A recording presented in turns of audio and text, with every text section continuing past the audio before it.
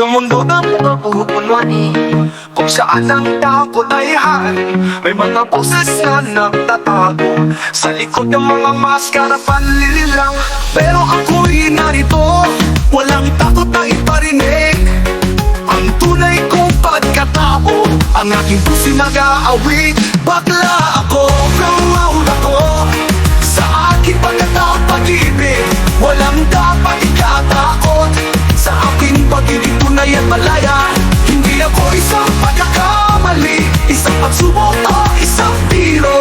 Ako'y isang tao, may karapatan sa pagmamahal at pagtanggap sa mga tingin na puno ng pag-aalinlangan, sa mga salita't panghuhusga.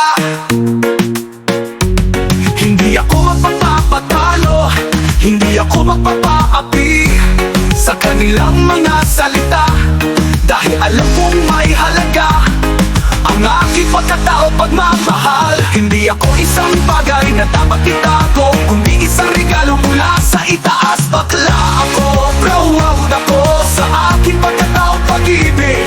Walang dapat ikatakot sa aking pag-ibig, tunay at malaya. Hindi ako isang pagkakamali, isang pagsubok o isang biro. Ako'y isang tao, may karapatan sa pagmamahal at pagtanggap. Sa bawat paghakbang, sa bawat pagsigaw ng aking katotohanan, mas lumalakas ang aking boses, mas nagiging malinaw ang aking paninindigan. Hindi ako magpapatalo sa takot, hindi ako magpapaapi sa kadiliman, dahil sa aking puso nag-aapoy ang pag-asa, ang pag-ibig, ang kalayaan. Bakla ako, proud ako sa aking pagkatao, pag-ibig. Walang dapat ikatakot sa aking pag-ibig, tunay at malaya. Hindi ako isang pagkakamali, isang pagsubok o isang biro. Ako'y isang tao, may karapatan sa pagmamahal at pagtanggap.